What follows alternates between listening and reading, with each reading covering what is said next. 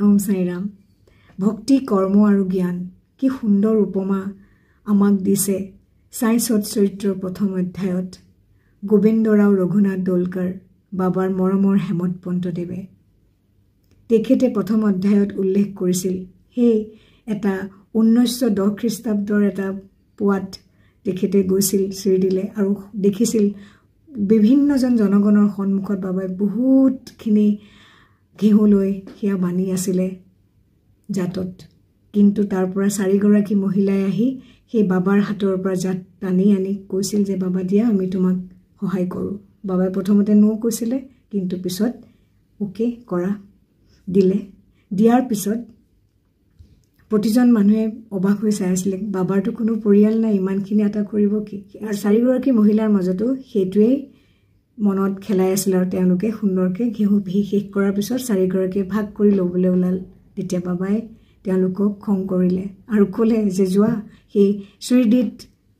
শ্ৰীদিৰ সীমাত গৈয়া আটা হিচি আহাগে তাকে দেখি প্ৰতিজন শ্ৰীদিবাসীৰ মনত এটোৱে হৈ যে যিটো কলেৰা মহামাৰী দেখা দিছে আমাৰ গাঁৱত এই কৰ্মৰ দ্বাৰাই বাবাই চাগে কলেৰা মহামাৰী মহিমূৰ কৰিব বিচাৰিছে কিন্তু এই কৰ্মৰ দাৰ্শনিক তাৎপৰ্য বাবাৰ মৰমৰ ভক্ত হেমত পন্তৰ মনত অলপ বেলেগ ধৰণে হৈছিল তেখেতে ভাবিলে বাবাই জাতত কেৱল ঘেহু পিহি থকাই নহয় সেই কৰ্মৰ দ্বাৰা বাবাই বুজাব বিচাতৰ ওপৰৰ শিলচটা হৈছে ভক্তি আৰু তলৰ শিলচটা হৈছে কৰ্ম আৰু যিডাল লাঠিৰে সেই জাত খুৰুৱা হৈছিল আৰু হিয়া হৈছে জ্ঞান তো বাবাৰ যি ভক্ত তেওঁলোকৰ জীৱনৰ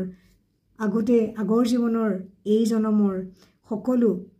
দুখ ক্ৰুটি এই জাতত বাবাই ঘহি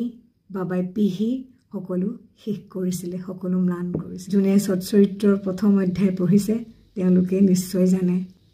আৰু যোনে পঢ়া নাই পঢ়ক বুজি পাব বাবাই কি বিচাৰিছিল